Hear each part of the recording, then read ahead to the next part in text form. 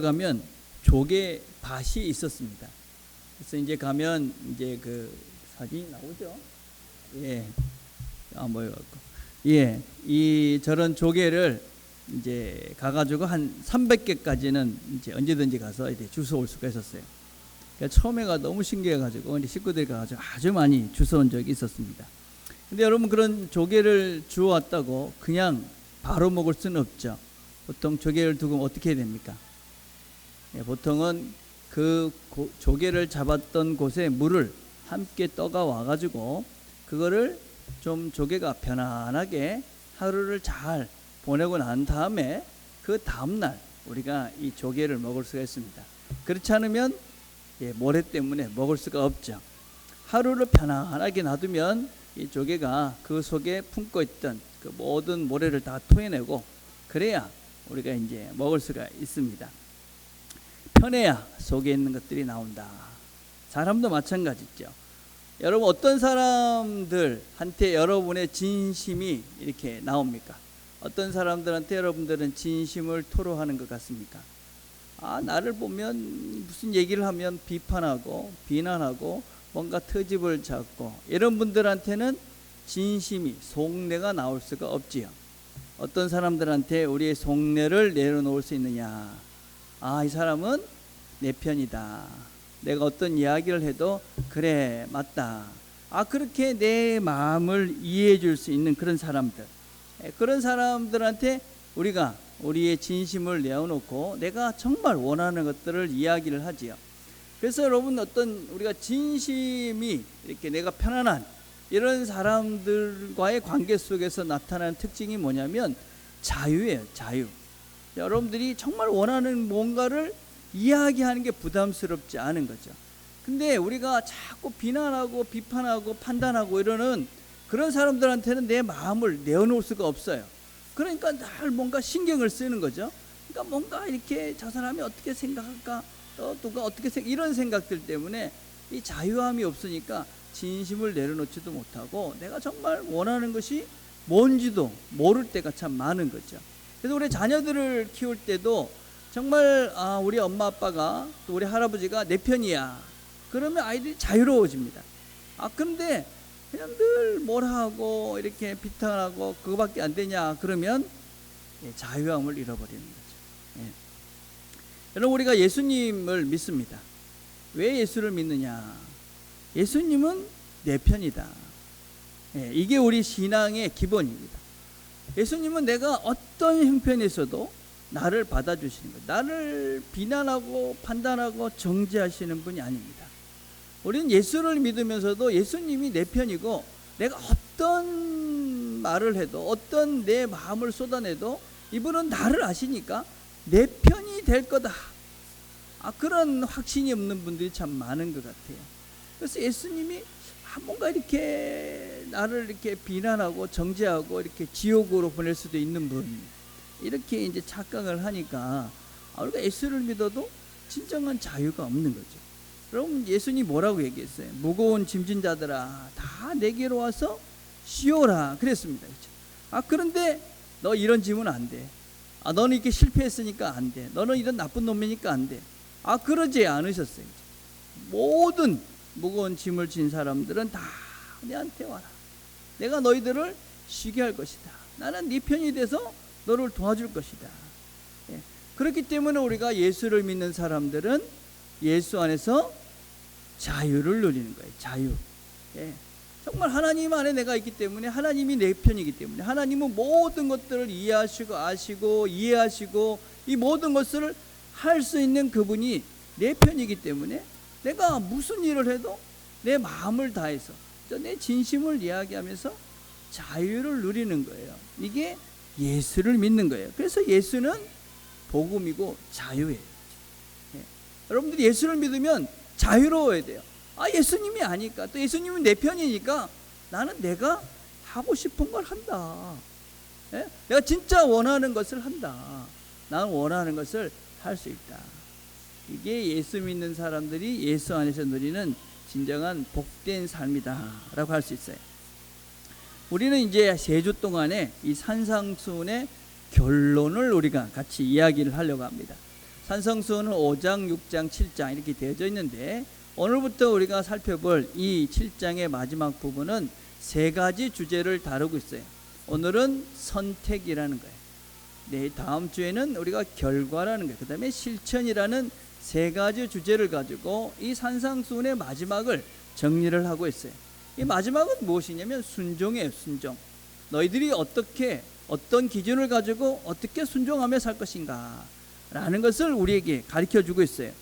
순종 그러면 우리가 어떤 또 오해를 하냐면 순종해야 된다 이런 짐스러운 것이라고 생각을 해요. 아니에요. 순종은 우리가 하나님이 우리에게 주신 자유함을 가지고 선택해 가는 거예요. 선택해 가는 거예요. 하나님이 내 편이니까, 예수님이 내 편이니까 나와 함께 해주시기 때문에 하나님은 내 선택을 도와주실 것이다. 그리고 내가 정말 좋은 것을 선택할 수 있도록, 또 바른 길을 갈 수 있도록, 좋은 결과를 맺을 수 있도록, 내가 살아낼 수 있도록 하나님이 내 편에서 도와주실 것이다. 그래서 나는 하나님이 가라는 그것들을 선택하며 갈 것이다. 그게 이제 우리가 3주 동안 살펴볼 내용이에요. 자, 오늘 우리가 살펴볼 것은 하나님께서, 예수님께서 이 내 편인지를 아는 사람들은 자유를 누려요. 근데 그 자유를 가지고 무엇을 하느냐? 그냥 자유로우니까 내 마음대로 한다, 그게 아니라 내가 자유를 가지고 내가 주님이 원하시는 것을 선택한다 하는 거예요. 주님 뭘 우리에게 선택하라고 그러냐면 좁은 문으로 들어가라, 그렇게 이야기합니다. 좁은 문. 여러분, 선택이라는 것은 기본적으로 스스로 결정하는 거예요. 내가. 하나님이 우리를 믿어주셔요. 내가 너의 선택을 믿는다. 그러니 네가 힘을 내서 이 길을 한번 선택해봐라. 그리고 우리에게 선택하라고 말씀하셔요. 그래서 우리에게 좁은 길을 한번 선택해봐라, 그렇게 말씀하시는 거죠. 여러분, 이 좁은 길이 뭐냐? 우리는 지금 새벽기도 시간에 로마서라는 책을 우리가 살펴보고 있습니다. 로마서는 1장부터 16장까지 되어져 있어요. 근데 1장부터 11장까지는 교리 부분이에요. 그리고 12장부터 16장까지는 우리의 삶의 구체적인 정황 속에서 어떻게 살아내야 하는가 하는 것을 다루고 있어요. 1장부터 11장까지는 교리라고 이야기하면 우리 교리가 뭔가 딱딱하고 이론적이고 뭔가 힘든 것, 뭐 재미없는 것 이렇게 생각할 수 있어요. 근데 사실은 이 교리가 정말 중요해요. 왜냐하면 교리라는 것은 무엇이냐면 우리가 누군지에 대한, 우리가 어떻게 살아내야 한다는 그런 당위성에 대한 이야기예요. 그러니까 이 교리라는 것은 너희들이 누구냐, 그걸 알아야 우리가 어떻게 살 거 아니에요. 성경은 항상 우리에게 이 교리를 얘기해. 너네들의 정체는 이거야. 그러니까 앞으로 너희들은 이렇게 살아야 돼. 그게 이제 교리와 실천적인 삶의 부분이에요. 그래서 이 로마서 1장 1절부터 11장까지는 우리가 누군지를 설명해내고 있어요. 너희들이 지금 누구냐, 예수 믿는다는 것이 도대체 무엇이냐, 또 예수 믿는 사람들은 어떤 존재냐 하는 것을 설명해내고 있는 것이 로마서 1장부터 11장까지예요. 그 핵심이 어디에 있느냐면 8장에 있어요. 8장에 15절과 16절 이렇게 말합니다. 너희는 다시 무서워하는 종의 영을 받지 아니하고 양자의 영을 받았으므로 우리가 아빠 아버지라 부르짖느니라. 누구를 아빠 아버지라 부릅니까? 하나님을 아빠 아버지라 부른다. 그러니까 우리는 누구냐? 성령이 친히 우리의 영과 더불어 우리가 하나님의 자녀인 것을 증언하시나니. 그러니까 너희들이 누구냐? 너희들은 하나님의 자녀, 하나님을 아빠 아버지라 부르는 하나님의 자녀다. 근데 왜 우리를 그렇게 하나님의 자녀로 삼아 주셨느냐 하는 것을 또 설명해 내고 있는 게 29절과 30절이에요. 하나님이 미리 아신 자들로 또한 그 아들의 형상을 본받게 하기 위하여 우리를 하나님께서 하나님의 형상으로 만든다는 거예요. 그런 것이 도대체 뭐냐? 이게 뭐냐면 30절이에요. 또 미리 정하신 그들을 또한 부르시고 부르신 그들을 또한 의롭다 하시고 의롭다 하신 그들을 또한 영화롭게 하셨느니라. 하나님이 우리를 하나님의 자녀로 의로운 존재를 부르셔서 거기서 끝나는 것이 아니라 영광스러운 존재로, 하나님의 자녀다운 하나님의 형상을 담은 존재로 만들어가기 위해서 너희들을 선택했다. 그게 이제 교리라는 부분이에요. 자, 그러면서 이 교리의 결론을 어떻게 맺고 있느냐? 11장 36절이에요. 이는 만물이 주에게서 나오고 주로 말미암고 주에게로 돌아갑니다. 그에게 영광이 세세에 있을지어다.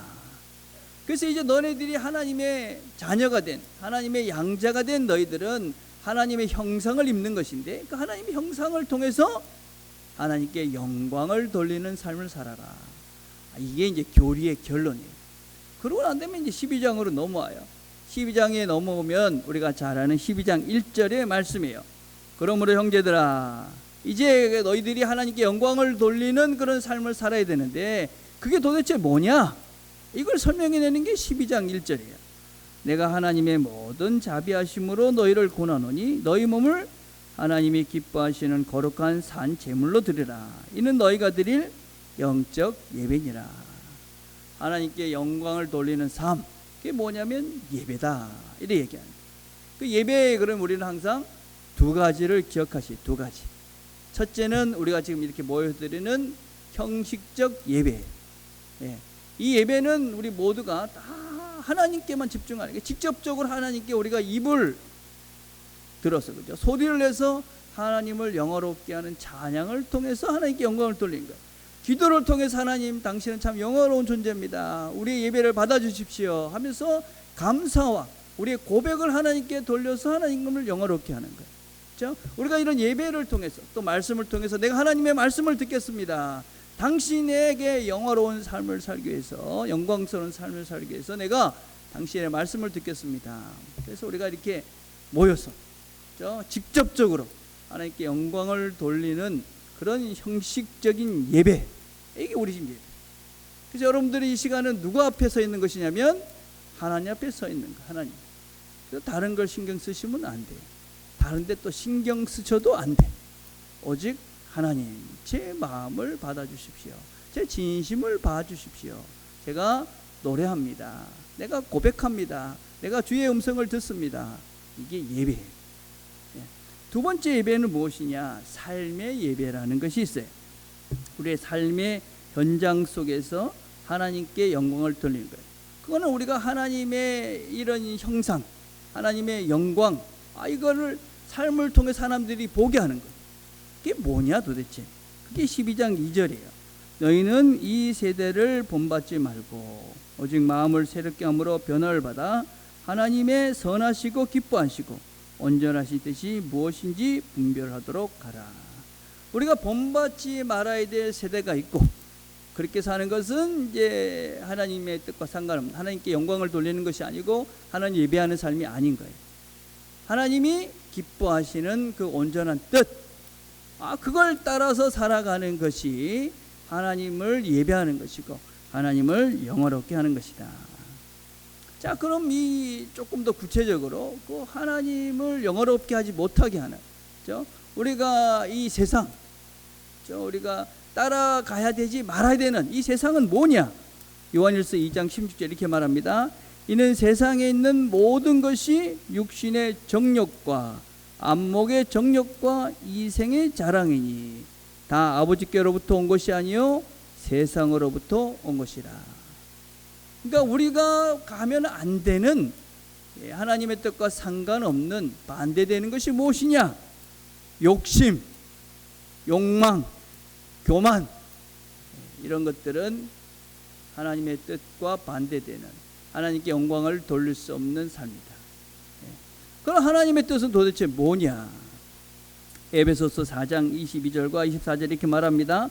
너희는 유혹의 욕심을 따라 썩어져가는 구습을 따른 옛사람을 벗어버리고 오직 너희의 심령이 새롭게 되어 하나님을 따라 의와 진리의 거룩함으로 지으심을 받은 새 사람을 입으라.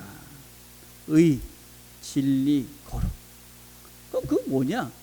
여러분 나중에 집에 가서 한번 4장 24절 이후를 쭉 읽어보시면 거기에 이 의, 진리, 거룩한 삶이 구체적으로 뭔지를 설명해내고 있어요.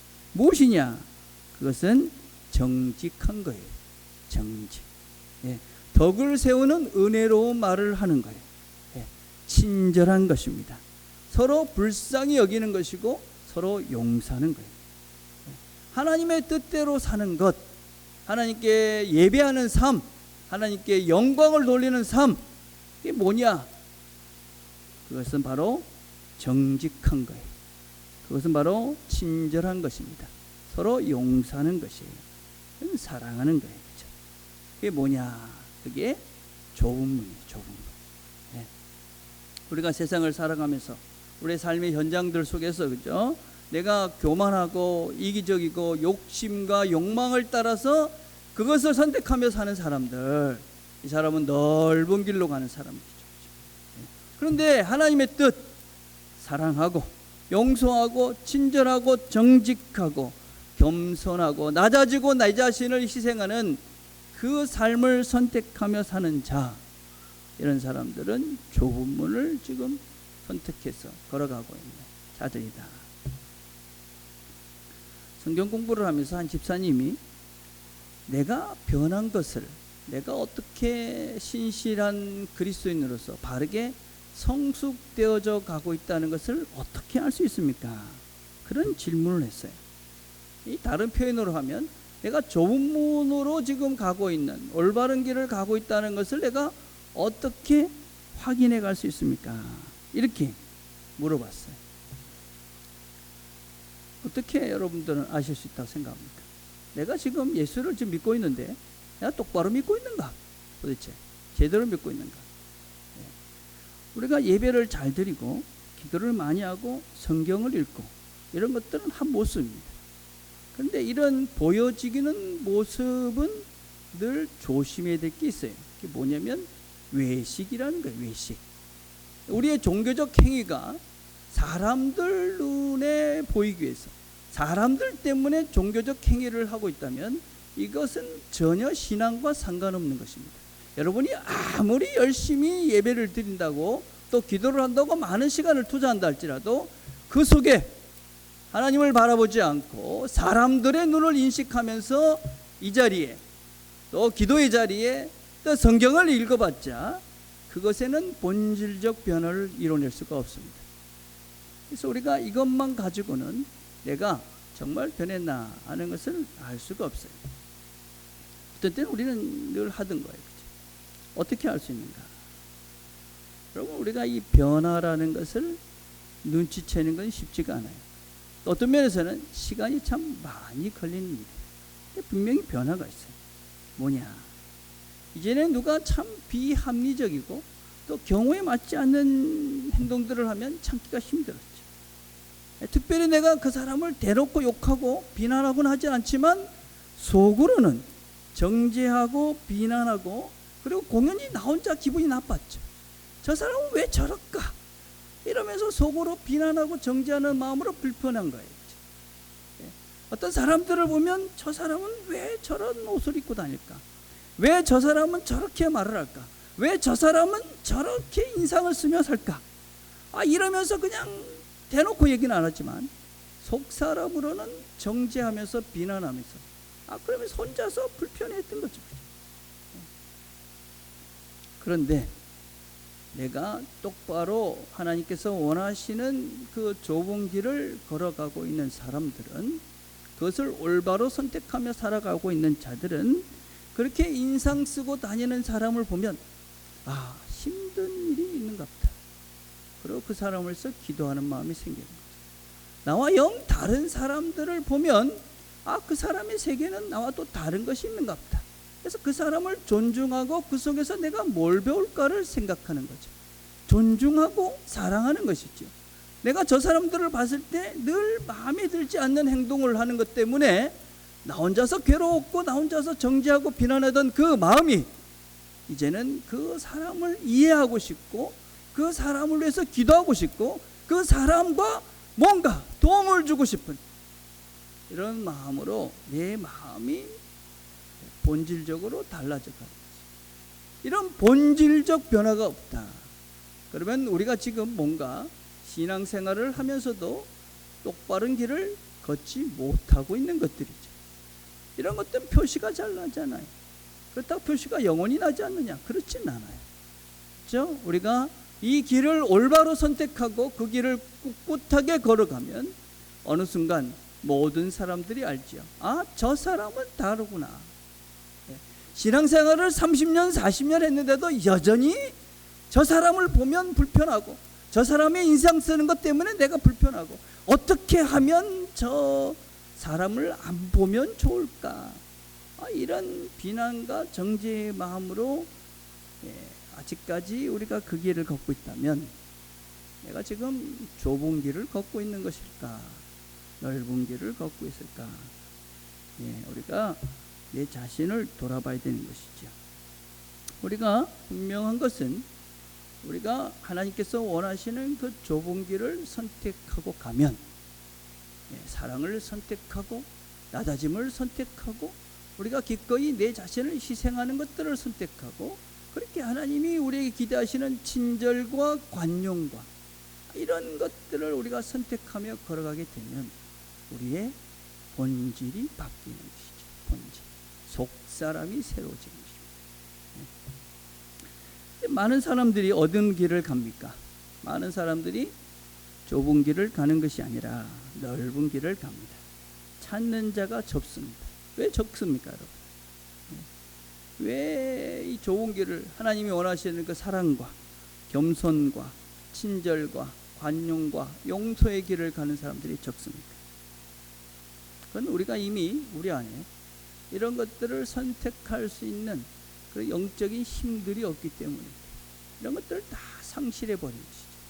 또한 우리가 이 문화 자체가 이미 우리를 집어삼켜서 욕망을 자극하죠. 더 큰 것, 더 많은 것, 더 높은 것, 다른 사람을 그냥 다 밟아버리고 다 없애버려도 너 자신만 높게 올라가면 된다 라고 부르짖고 있는 이 세상의 소리에 나도 모르게 세뇌가 돼서 하나님의 뜻과는 상관없는 것들을 선택하며 살죠.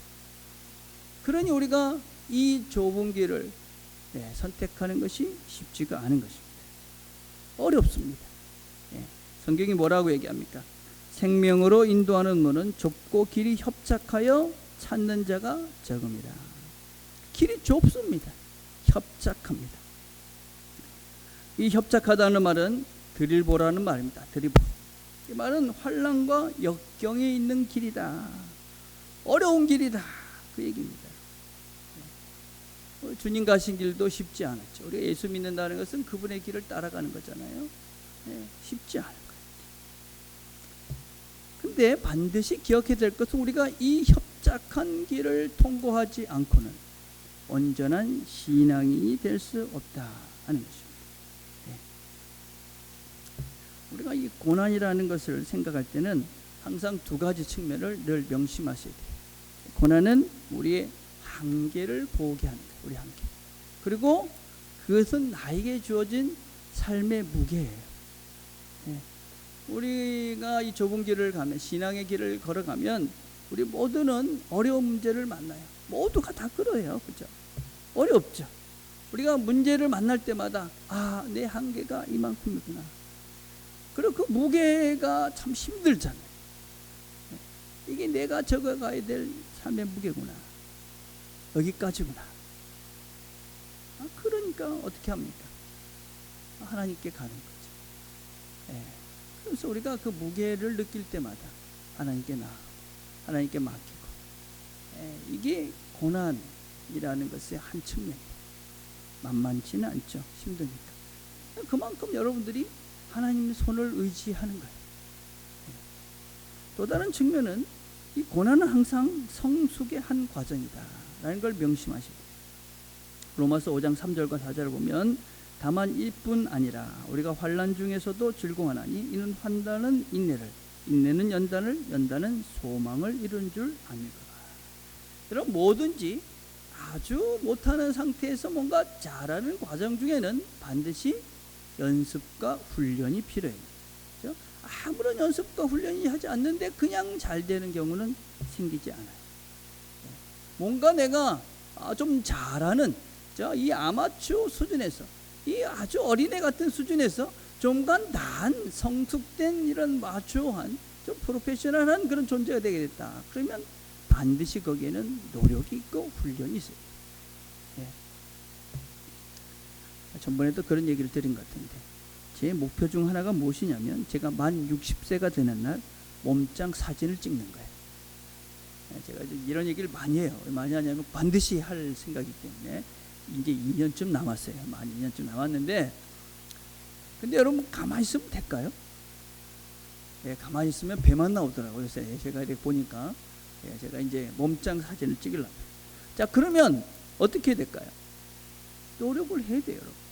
제가 몸을 움직여서 푸시업도 해야 되고 뭐 운동을 해야 되겠죠. 한 번만 하면 될까요?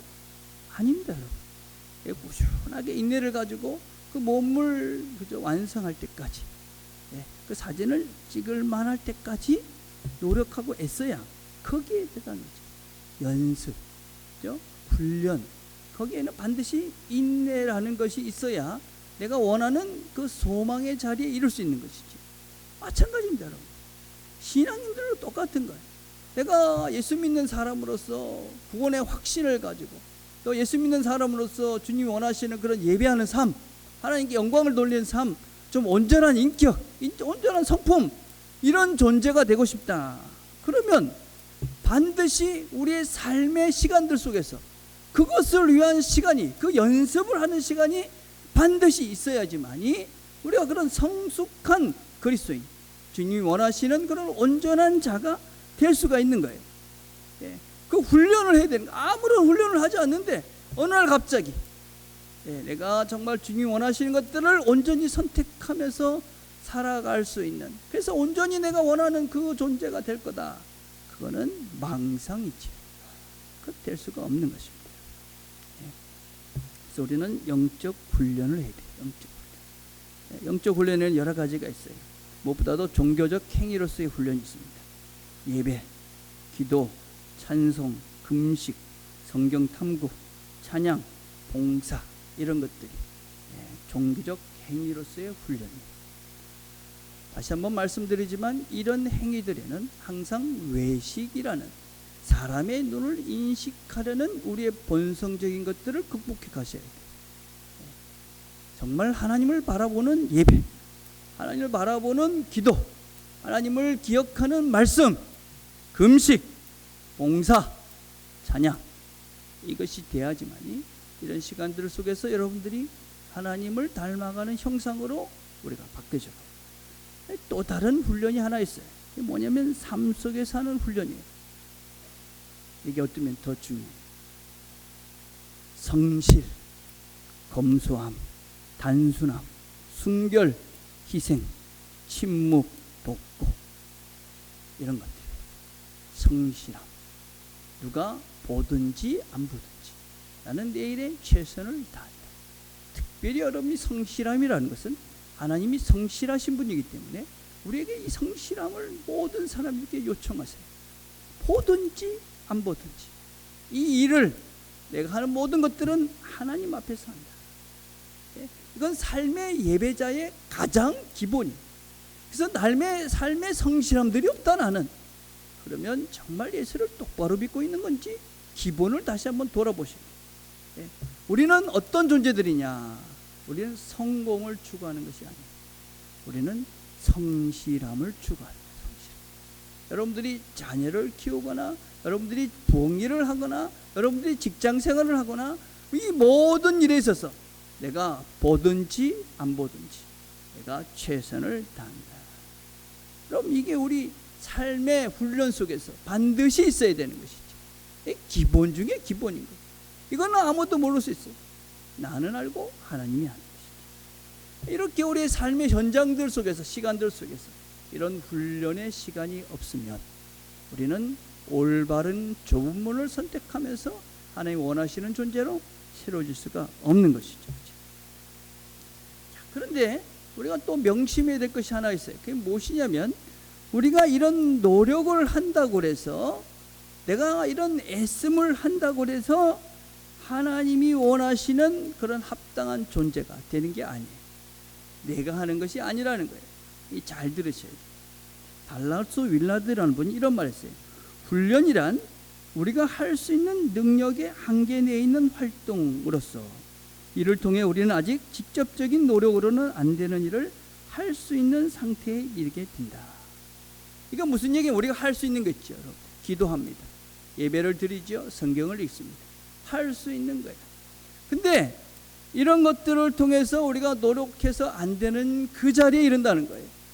우리가 어떤 사람, 원수를 사랑하기 위해서 우리가 기도를 시작해요. 겨우고 내가 하는 것은 기도를 하는 거예요. 그런데 하나님이 은혜를 부어줘서 정말 원수를 사랑할 수 있게 해주십니다. 그게 은혜라고 그러는데, 그렇게 은혜. 예. 내가 할 수 있는 작은 것들을 했는데, 나는 한 걸음을 옮겼는데 하나님은 100걸음을 옮겨주시는 거예요. 예. 나는 이 땅에서 유한한 것을 심는 거예요. 나는 유한한 시간을 하나님께 예배하고 하나님께 기도했는데 하나님은 영원한 것을 주시는 거예요. 나는 내 시간 속에 있는 성경을 내 눈으로 읽는 그 유한한 글자를 읽는데 하나님은 하늘의 음성을 들려주시는 거예요. 하늘의 하나님의 음성을 듣고 하늘의 맛을 맛보는 거예요. 그래서 우리가 노력을 한다고 해서 내 힘으로 하는 것이 아님을 알기에 내 존재 변화가 되면 될수록 이 하나님의 맛을 보면 볼수록 우리가 주님이 원하시는 존재로 새로워지면 새로워질수록 우리는 겸손해지는 것이지, 더 낮아지는 것이지, 자랑하지 못하고 교만해질 수가 없는 것이죠. 이게 하나님을 믿고 하나님이 원하시는 그 자리를 가기를 기대하는 우리의 삶의 현장이에요. 여러분, 이렇게 이 훈련을 하면서 이 노력을 하면서 이 길을 가면 어디에 도착하느냐. 7장 14절에 생명으로 인도하는 문어. 어디로 갑니까? 생명으로 간다. 최종 목적지에는 두 가지밖에 없습니다. 영생이냐 멸망이냐 하는 것밖에 없는 것이죠. 그래서 우리는 이 선택을 하며 걸어가는 자들은 영생으로 간다. 쉽지 않아요. 어렵습니다. 그래서 하나님이 우리 편이신 예수님께서 우리 혼자 가라 하지 않으시고 우리에게 당신의 영이신 성령을 보내주셔서 함께 해주셔요. 그걸 선택하며 갈 수 있도록 도와주시는 분이 있죠. 로마서 25장 26절 뭐라고 그러냐. 만일 우리가 보지 못하는 것을 바라면 참음으로 기다릴지니. 참으면서 견디면서 가는 거예요. 뭐라고 그래요? 이와 같이 성령도 우리의 연약함을 도우시나니. 우리를 도와주시는 그분이 있으니까 걱정하지 말고 그 길을 가봐라.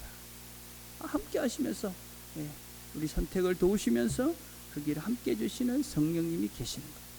또 누가 계십니까? 교회가 있는 거예요. 교회. 여러분들이 여기 지금 함께 하는 거예요. 우리는 다 우리 편이에요. 한 편인 것입니다. 우리는 서로의 관계들 속에서 자유를 누릴 수 있어야 돼요. 내가 하는 어떤 행동 하나를 하면 또 누가 어떻게 얘기할까 이런 눈치를 보면서 서로 긴장하면서 서로 때문에 그냥 뭔가 신경을 쓰면서 그런 존재가 아니라 내 마음을 우리 집사님들은 알아. 내 마음을 우리 권사님들은 알아. 우리 장로님들은 내 마음을 알아. 그래서 이 편안하게 서로 격려하면서 힘을 내서 같이 가라고 준 이 하나님의 백성들, 우리가 뭐라고 그래요? 형제 자매들. 함께 가라고 이 많은 사람들을 주신 거예요. 하나님께서 우리에게 자유를 주셨어요. 여러분 모두는 선택할 수 있는 자유가 있습니다. 주님 우리에게 좁은 길을 선택해보라고 말씀하십니다.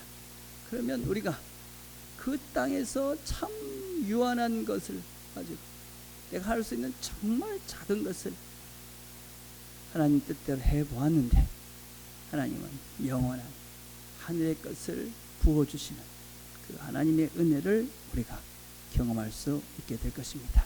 그 길을 끝까지 잘 걸어가는, 그 길에 함께 힘을 내서 함께 잘 걸어가는 저와 여러분 되기를 간절히 바라겠습니다. 기도하겠습니다. 하나님 아버지 감사합니다.